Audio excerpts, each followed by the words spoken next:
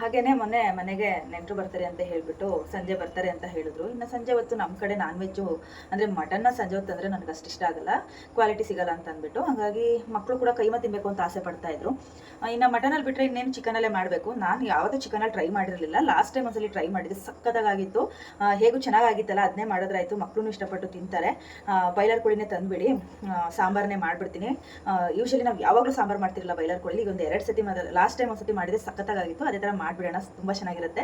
ಮಕ್ಕಳು ಈಗ ಏನಂತಂದರೆ ಬೈಲರ್ ಕೋಳಿ 2 kg ಒಳಗಡೆ ಇದ್ದರೆ ಕೈಮಾ ಎಲ್ಲ ಮಾಡ್ಲಿಕ್ಕಾಗಲ್ಲ, ಸಾಫ್ಟ್ ಆಗಿರುತ್ತೆ, ಚಿಕನ್ ತಿಂತಾರೆ. ಆದರೆ 2 kg ಮೇಲ್ಪಟ್ಟಿದ್ದು ತೂಕ ಇರೋಂಥ ಕೋಳಿ ತಂದ್ರೆ ನಮ್ಮ ಮನೇಲಿ ಮಕ್ಳಿಗೆ ಅಗ್ಗೆದಿಕ್ಕಾಗಲ್ಲ. ಸಲ ನಮ್ಮ ಚಿಟ್ಟೆ ಮತ್ತೆ ಸಿಂಚು ಏನು ಮಾಡ್ತಾರೆ, ಅಗ್ದು ಸೈಡ್ಗೆ ಇಟ್ಬಿಡ್ತಾರೆ, ನುಂಗಕ್ಕಾಗ್ದಾನೆ.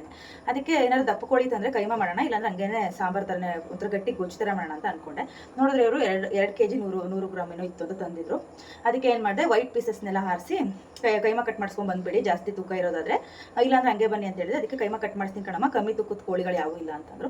ಸರಿ ಮಾಡಿಸ್ಕೊಂಡು ಬನ್ನಿ, ಲಾಸ್ಟ್ ಟೈಮ್ ಮಾಡ್ದಂಗೆ ಮಾಡ್ತೀನಿ, ಸ್ಪೆಷಲ್ ಆಗಿರುತ್ತೆ. ಅವ್ರು ನಮ್ಮ ಮನೆಯವ್ರು ತುಂಬಾ ಇಷ್ಟಪಟ್ಟರು, ಸಕ್ಕತ್ತಾಗೈತೆ. ಹಾಗೆ ಮಟನ್ ಕೈಮಾ ಸಾರು ಮಾಡ್ತೀವಲ್ಲ, ಅದೇ ಒಂಥರ ರುಚಿ ಬಂದರೆ ಈ ಬೈಲರ್ ಕೋಳಿ ಕೈಮಾ ಸಾರೇ ಬೇರೆ ರುಚಿ ಬರುತ್ತೆ. ಇನ್ನು ಮಟನ್ ಕೈಮಾ ತಿಂದಿದ್ದಕ್ಕಿಂತ ಹೆಚ್ಚಿನ ಸ್ಯಾಟಿಸ್ಫ್ಯಾಕ್ಷನ್ ಸಿಗುತ್ತೆ ನನಗೆ ಅನ್ಸಿದ ಪ್ರಕಾರ. ಸಾಮಾನ್ಯವಾಗಿ ಎಲ್ಲರೂ ಮಾಡ್ತೀರಾ ಕೈಮಾ ಸಾರು, ಟ್ರೈ ಮಾಡೇ ಇರ್ತೀರ ಕೋಳಿಯಲ್ಲಿ. ನಾನು ಯಾವ ಥರ ಮಾಡ್ತೀನಿ ನಮ್ಮ ಮನೆ ಶೈಲಿಯಲ್ಲಿ, ನನ್ನ ಸ್ಟೈಲಲ್ಲಿ ಒಮ್ಮೆ ಶೇರ್ ಮಾಡೋಣ ಅಂದ್ಕೊಂಡು ರೆಸಿಪಿನ ಶೂಟ್ ಮಾಡ್ಕೊಂಡಿದ್ದೆ. ಚಂದ ಬಂದರೆ ಶೇರ್ ಮಾಡೋಣ, ಇಲ್ಲಾಂದರೆ ಬೇಡ ಅಂತ. ಸಕ್ಕತ್ತಾಗಿತ್ತು.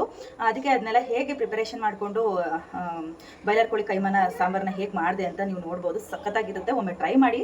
ಕೈಮಾನ ಮಾಡ್ಕೊಂಡ್ರೆ ಚಿಕನಲ್ಲಿ ವೆರೈಟಿಯಾಗೆಲ್ಲ ಮಾಡ್ಕೋಬೋದು. ಈಗ ಕೈಮಾ ಉಂಡೆ ಆದ್ಮೇಲೆ ಮಕ್ಕಳಿಗೆ ಸ್ನ್ಯಾಕ್ಸ್ ಥರ ಸಣ್ಣದಾಗಿ ತಟ್ಬಿಟ್ಟು ತವಾ ಫ್ರೈ, ತಪ್ಪಿದ್ರೆ ಡೀಪ್ ಫ್ರೈ ಎಲ್ಲ ಮಾಡ್ಕೋಬೋದು, ಸಕ್ಕತ್ತಾಗಿರುತ್ತೆ. 2-3 ಥರ ಐಟಮ್ಸ್ ಮಾಡ್ಕೋಬೋದು ಕೈಮಾ ಕಟ್ ಮಾಡಿಸ್ಕೊಂಬಂದ್ರೆ ಚಿಕನಲ್ಲಿ. ಈಗ ಮಟನ್ ರೇಟ್ ಗೊತ್ತೇ ಇದೆಯಲ್ಲ, ಗಗನಕ್ಕೆ ಹೋಗಿದೆ. ನಮ್ಮ ಕಡೆ 800 ರೂಪಾಯಿ ಆಗಿದೆ ನಾಟಿ ಮಟನ್ನು. ಹಾಗಾಗಿ ಈಗೆಲ್ಲ ಚಿಕನೇ ಜಾಸ್ತಿ ನಮ್ಮ ಮನೇಲಿ ತಿಂತಾ ಇರೋದು.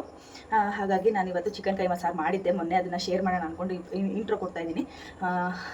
ಈಸಿಯಾಗುತ್ತೆ ಮತ್ತು ಸಖತ್ ಸ್ಪೈಸಿ ಟೇಸ್ಟಿಯಾಗಿ, ಮತ್ತು 20 ನಿಮಿಷದಲ್ಲಿ ಮಾಡ್ಕೊಬಿಡ್ಬೋದು ಚಿಕನ್ ಕೈಮಾ ಸಾಂಬಾರನ್ನ. ಹಾಗಾಗಿ 20 ಮಿನಿಟ್ಸ್ ಸಾಂಬಾರು ರೆಸಿಪಿ ಅಂತಲೇ ಹೇಳ್ಬೋದು. ಬನ್ನಿ.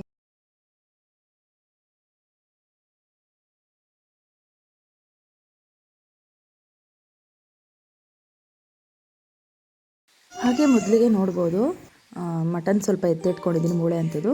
ವೈಟ್ ಪೀಸಸ್ ಎಲ್ಲ ಈ ಥರ ಕೈಮಾ ಒಡ್ಸ್ಕೊಂಡು ಬಂದಿದ್ರು, ಅದನ್ನೆಲ್ಲ ವಾಶ್ ಮಾಡಿ ಇಟ್ಕೊಂಡು ಮೊದಲಿಗೆ ಕಡಲೆ ಪುಡಿ ಮಾಡ್ಕೊತಾ ಇದ್ದೀನಿ. ಇಲ್ಲಿ ಅರ್ಧ kg ಅಷ್ಟು ಚಿಕನ್ ಕೈಮಾ ಮಾಡಿಸ್ಕೊಂಡು ಬಂದಿದ್ದಾರೆ. ಅದಕ್ಕೊಂದು 100 ಗ್ರಾಮ್ ಹತ್ತಿರ ಕಡಲೆನ ಪೌಡರ್ ಮಾಡ್ಕೊಂಡಿದ್ದೀನಿ. ಹಾಗೆ ಸಾಂಬಾರು ಮತ್ತು ಕೈಮಕ್ಕೆ ಒಂದೇ ಮಸಾಲೆ ರುಬ್ಕೊಂಡ್ಬಿಡೋಣ ಅಂತ ಈ ರೀತಿಯಾಗಿ ಎತ್ತಿಟ್ಕೊಂಡಿದ್ದೀನಿ, ಎರಡಕ್ಕೂ ಸೇರಿ.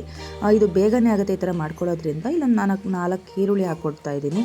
ಅದ್ರ ಜೊತೆಗೆ ಒಂದು ಅರ್ಧ ಕಟ್ಟು ಸಾಂಬಾರು ಸೊಪ್ಪು, ಶುಂಠಿ, ಮೆಣಸು, ಏಲಕ್ಕಿ, ಚಕ್ಕೆ, ಲವಂಗ, ಜಾಯಿಕಾಯಿ, ಹಸಿರುಮೆಣಸಿನ್ಕಾಯಿ, ಖಾರಕ್ಕೆ ಎಷ್ಟು ಬೇಕೋ ಅಷ್ಟು ಇಷ್ಟನ್ನು ಹಾಕ್ಕೊಂಡು ರುಬ್ಕೊಳ್ಳೋಣ ಅಂದ್ಬಿಟ್ಟು. ಇದು ಚಕ್ಕೆ ಲವಂಗದ ಪೌಡರ್ ನಾನು ಮಾಡಿಟ್ಟಿರೋದು, ನೀವು ಉಂಡೆ ಬೇಕಾದ್ರೂ ಹಾಕೋಬೋದು.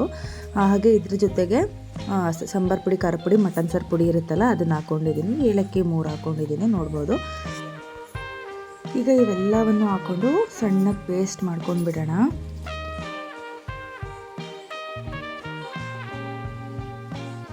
ಮೊದಲಿಗೆ ಕಡಲೆ ಪುಡಿ ಮಾಡ್ಕೊಂಡಿದ್ದೆ ಅಲ್ವಾ, ಕೈಮಾನ ಯಾವುದ್ರಲ್ಲಿ ಕಲಿಸ್ತೀನಿ ಆ ಒಂದು ಬೌಲ್ಗೆ ಕಡಲೆ ಪುಡಿನ ಹಾಕ್ಕೊಂಡು, ಈಗ ಮಸಾಲೆ ಎಲ್ಲ ಹಾಕಿದ್ನಲ್ಲ ಅದನ್ನು ರುಬ್ಕೊಂಡು ಬಿಡ್ತೀನಿ. ಈಗ ಒಂದು ಬಟ್ಲಿಗೆ ಕೈಮಕ್ಕೆ ಎಷ್ಟು ಬೇಕೋ ಅಷ್ಟು ಮಸಾಲೆ ಎತ್ತಿಟ್ಬಿಟ್ಟು ಚಿಕನ್ಗೆ ಒಗ್ಗರಣೆ ಹಾಕ್ಬಿಡ್ತೀನಿ. ಮೊದಲಿಗೆ ಅದು ಬೇಯ್ತಾ ಇದ್ದರೆ ಈ ಕಡೆ ಕೈಮಾ ಉಂಡೆ ರೆಡಿ ಮಾಡ್ಕೋಬೋದು. ಹಾಗಾಗಿ ಈಗ ಒಂದು ಕುಕ್ಕರ್ನ ಬಿಸಿಗೆ ಇಟ್ಬಿಟ್ಟು, ನಾನಿಲ್ಲಿ ಬೆಣ್ಣೆನ ತೆಗೆದಿಟ್ಟಿದ್ದೆ ಸಾಂಬಾರಿಗೆ ಬೇಕು ಅಂತ ಹೇಳಿಬಿಟ್ಟು. ಅದಕ್ಕೆ ಎಷ್ಟು ಬೇಕಷ್ಟು ಬೆಣ್ಣೆನ ಹಾಕ್ಕೊಂಡು ಒಗ್ಗರಣೆ ಹಾಕ್ಕೊತೀನಿ. ಎಣ್ಣೆ ಬಳಸ್ತಾ ಇಲ್ಲ, ಆಪ್ಷನಲ್. ನಿಮಗೆ ಬೆಣ್ಣೆ ಇಲ್ಲ ಅಂದರೆ ತುಪ್ಪ ಬದಲಿಗೆ ಎಣ್ಣೆನೂ ಕೂಡ ಬಳಸ್ಕೋಬೋದು. ಈಗ ನಾನು ರುಬ್ಬಿರೋಂಥ ಮಸಾಲೆನ ಹಾಕಿ ಫ್ರೈ ಮಾಡಿ, ಮಸಾಲೆ ಮೇಲ್ಗಡೆಗೇನೆ ರುಚಿಗೆ ತಕ್ಕಷ್ಟು ಉಪ್ಪನ್ನ ಹಾಕಿ ಫ್ರೈ ಮಾಡಿಕೊಂಡು ಆಮೇಲೆ ಚಿಕನ್ ಹಾಕೋದ್ರಿಂದ ಉಪ್ಪು, ಖಾರ, ಮಸಾಲ ಚೆನ್ನಾಗಿ ಹಿಡಿಯುತ್ತೆ ಚಿಕನ್ಗೆ. ಈಗ ಮಸಾಲ ಫ್ರೈ ಆಗಿದೆ. ಈಗ ತೊಳೆದಿಟ್ಟಿರೋಂಥ ಚಿಕನ್ನ ಹಾಕಿ ಮಿಕ್ಸ್ ಮಾಡಿಬಿಡೋಣ. ಇದು ನೀರು ಬಿಟ್ಟು ಸುಂಡಬೇಕು, ಅಲ್ಲಿವರೆಗೂ ಫ್ರೈ ಮಾಡೋಣ. ನಾನು ರುಬ್ಬಕ್ಕೆ ಅರಿಶಿನ ಹಾಕಿರಲಿಲ್ಲ, ಸೊ ಹಾಗಾಗಿ ನಾನು ಚಿಕನ್ ಮೇಲ್ಗಡೆಗೆ ಒಂದು 1/4 ಟೀ ಸ್ಪೂನ್ ಅಷ್ಟು ಅರಿಶಿನ ಹಾಕೊಂಡು ಫ್ರೈ ಮಾಡ್ಕೊತಾ ಇದ್ದೀನಿ. ಈರುಳ್ಳಿ ಮಸಾಲೆಯಲ್ಲಿ ಚಿಕನ್ ಚೆನ್ನಾಗಿ ಫ್ರೈ ಆಗಲಿ, ಅಷ್ಟರಲ್ಲಿ ಇನ್ನೂ ಒಂದು ಪೇಸ್ಟ್ ಮಾಡ್ಕೋಬೇಕು ಸಾಂಬಾರಿಗೆ, ಜೊತೆಗೆ ಕೈಮಕ್ಕೆಲ್ಲ ರೆಡಿ ಮಾಡ್ಕೋಬೇಕು. ಬನ್ನಿ ಅದ್ರ ಪ್ರಿಪ್ರೇಷನ್ ಮಾಡ್ಕೊಂಡ್ಬಿಡೋಣ. ಈಗ ಸಾಂಬಾರಿಗೆ ಮತ್ತು ಕೈಮಕ್ಕೆ ಸ್ವಲ್ಪ ಕಾಯಿ ಖಾರನೂ ತೊಗೋಬೇಕಲ್ವ, ಅದಕ್ಕೆ ಕಡಲೆ ಮತ್ತು ಕಾಯಿನ ರುಬ್ತಾ ಇದ್ದೀನಿ. ಟೊಮೆಟೊ ಈಗ ಆ್ಯಡ್ ಮಾಡಲ್ಲ. ಸ್ವಲ್ಪ ಕೈಮಕ್ಕೆ ಒಂದು 2 ಸ್ಪೂನು ರುಬ್ಬಿರೋಂಥ ಪೇಸ್ಟನ್ನ ಎತ್ತಿಟ್ಕೊಂಡು ಅದಕ್ಕೆ ಒಂದು ಟೊಮೆಟೊ ಹಾಕಿ ರುಬ್ಕೊಂಡು ಬಿಡ್ತೀನಿ ಸಾಂಬಾರಿಗೆ.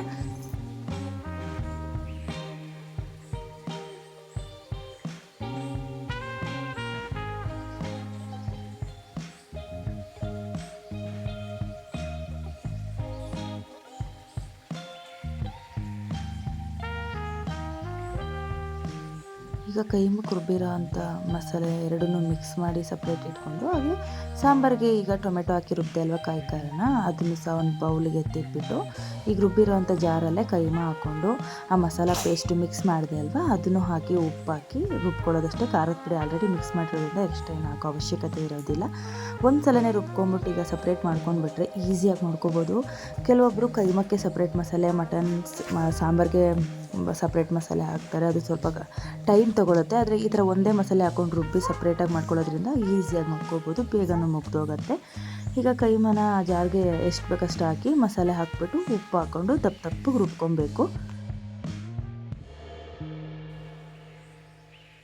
ಕೈಮಾನ ರುಬ್ಕೊಂಡು ಈ ಥರ ಕಡಲೆ ಪೌಡರ್ ಹಾಕಿದ್ನಲ್ಲ ಅದೇ ಬೌಲಿಗೆ ಮಿಕ್ಸ್ ಮಾಡ್ಕೋಬೇಕು. ಅದ್ರ ಜೊತೆಗೆ ನಾನು ಒಂದು ಮೊಟ್ಟೆನ ಬಳಸಿದ್ದೀನಿ. ಚಿಕನ್ ಕೈಮಕ್ಕೆ ಮೊಟ್ಟೆ ಹಾಕೋ ಅವಶ್ಯಕತೆ ಇಲ್ಲ, ಆದರೂ ನಾನು ಇರಲಿ ಚೆನ್ನಾಗಿರುತ್ತೆ ಅಂದ್ಬಿಟ್ಟು ಒಂದು ಮೊಟ್ಟೆ ಹಾಕಿದ್ದೀನಿ. ಜೊತೆಗೆ ಈರುಳ್ಳಿ ಹಾಕಿದ್ದೀನಿ. ಬೇಕಿದ್ರೆ ಸಬ್ಸಿಗೆ ಸೊಪ್ಪು, ಸಾಂಬಾರು ಸೊಪ್ಪು ಹಾಕ್ಬಿಟ್ಟು ಕಲಿಸ್ಕೋಬೋದು. ನಾನು ಸದ್ಯಕ್ಕೆ ಅವೆರಡೂ ಇರಲಿಲ್ಲ, ಬರೀ ಈರುಳ್ಳಿ ಮಾತ್ರನೇ ಹಾಕಿ ನೀಟಾಗಿ ಕಲಸಿ ಈ ಥರ ಉಂಡೆ ಮಾಡಿ ಸ್ವಲ್ಪ ಚಿಕನ್ ಕೈಮಾ ಏನಾಗುತ್ತೆ ಗೊತ್ತಾ, ಸ್ವಲ್ಪ ದಪ್ಪ ಆಗುತ್ತೆ, ಸಣ್ಣಕ್ಕೆ ಕಟ್ಕೋಬೇಕು.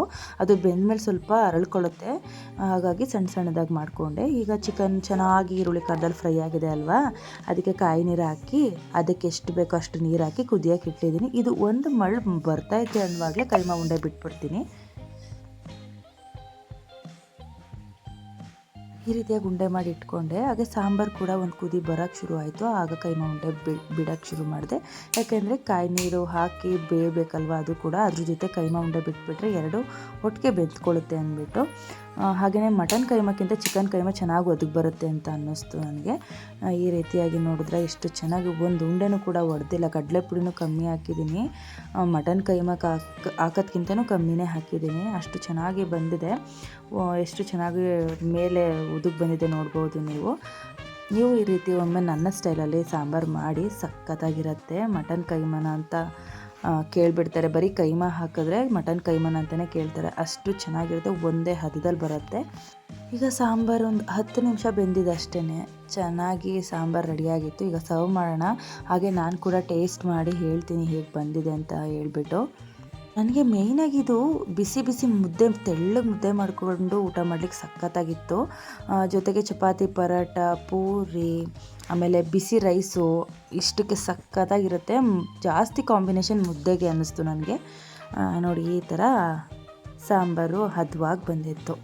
ನಿಮಗೇನು ಅನ್ನಿಸ್ತು ಇವತ್ತಿನ ರೆಸಿಪಿ ನೋಡಿ? ಇಷ್ಟ ಆಗಿದೆ ಬನ್ನಿ ಈಗ ಕೈಮಾನ ಟೇಸ್ಟ್ ಮಾಡ್ತೀನಿ, ಹೇಗೆ ಬಂದಿದೆ, ಚೆನ್ನಾಗಿದೆಯೋ ಇಲ್ವೋ ಅಂತ ಆನೆಸ್ಟಾಗಿ ರಿವ್ಯೂನ ಹೇಳ್ತೀನಿ. ತಪ್ಪದಾಗಿ ರುಬ್ಬಿ ಮಾಡಿದ್ದೆ ಅಲ್ವಾ, ತಿನ್ನುವಾಗ ಬಾಯಿಗೆ ಸಿಗೋದು ಸಖತ್ತಾಗಿತ್ತು. ಆ ಈರುಳ್ಳಿ ಕ್ರಂಚಿನೆಸ್ಸು, ಆ ಪೀಸಲ್ಲಿ ದಪ್ಪದಾಗಿ ಒಂದೊಂದು ಸಣ್ಣ ಮೂಳೆ ಸಿಗ್ತಾಯಿತ್ತು, ತುಂಬ ರುಚಿಯಾಗಿ ಬಂದಿತ್ತು, ಹದ್ದುವಾಗಿ ಬಂದಿತ್ತು. ಹಾಗೆ ಇದೇ ಕೈಮಾ ಮಸಾಲಾನ ಬಳಸಿ ಒಂದು ತವಾ ಫ್ರೈ ಕೂಡ ಮಾಡಿದೆ, ಅದು ಕೂಡ ಅಟ್ಯಾಚ್ ಮಾಡ್ತಾಯಿದ್ದೀನಿ, ನೋಡ್ಬೋದು. ಆ ಮಕ್ಕಳು ಕೇಳ್ತಾರೆ ಅಂತ ಹೇಳ್ಬಿಟ್ಟು ಸ್ವಲ್ಪ ಎತ್ತಿಟ್ಟಿದ್ದೆ, ಇನ್ನು ಮಾಡಿದ್ದು ಮಾರನೇ ದಿನ ಮಾಡ್ಕೊಂಡು ತಿನ್ನೋಣ ಸಂಜೆ ಹೊತ್ತು, ಹೇಗೂ ಚಳಿ ಇರುತ್ತೆ ಅಲ್ವಾ, ಟೀ ಟೈಮಿಗೆ ಮಾಡ್ಕೋಬೋದು ಅಂತೇಳಿ. ನನಗೆ ಡೀಪ್ ಫ್ರೈ ಮಾಡಲಿಕ್ಕೆ ಇಷ್ಟ ಆಗಲ್ಲ ಇದನ್ನೆಲ್ಲ. ತವಾ ಫ್ರೈ ಮಾಡಿದ್ರೆ ಸ್ವಲ್ಪ ಕೊಬ್ಬರಿ ಎಣ್ಣೆ ಹಾಕಿ ಮಾಡ್ತಾ ಇರೋದು, ಒಂದು 2 ಸ್ಪೂನ್ ಹಾಕಿದ್ದೀನಿ ಅಷ್ಟೇ. ಅಷ್ಟರಲ್ಲಿ ಎಷ್ಟು ಚೆನ್ನಾಗಾಗಿತ್ತು ಅಂತ ಅಂದರೆ, ಕೆಲವೊಬ್ಬರಿಗೆ ಡೀಪ್ ಫ್ರೈ ಮಾಡಿದ್ರೆ ಇಷ್ಟ ಆಗ್ಬೋದು. ಈ ವೆಯ್ಟ್ ಲಾಸ್ ಮಾಡೋ ಅಂಥವ್ರು ಈ ಥರ ತವಾ ಫ್ರೈ ಮಾಡಿ ತಿಂದರೆ ಸ್ವಲ್ಪ ಚೆನ್ನಾಗಿ ಬೆನಿಫಿಟ್ ಸಿಗುತ್ತೆ ಅಂತ ಹೇಳ್ಬೋದು. ಹಾಗಾಗಿ ನಾನು ತವಾ ಫ್ರೈನೇ ಮಾಡಿಕೊಂಡೆ, ಸಖತ್ತಾಗಿತ್ತು. ನನಗೆ ಕೈಮಾ ಉಂಡೆ ಮತ್ತು ಇದು ಎರಡು ತುಂಬ ಇಷ್ಟ ಆಯಿತು. ನೀವು ಒಮ್ಮೆ ಈ ರೀತಿ ಎಲ್ಲ ಟ್ರೈ ಮಾಡಿ ಅಂತ ಹೇಳ್ತಾ ಇವತ್ತಿನ ಕುಕಿಂಗ್ ಬ್ಲಾಗ್ನ ಎಂಡ್ ಮಾಡ್ತಿದ್ದೀನಿ. ಬಾಯ್.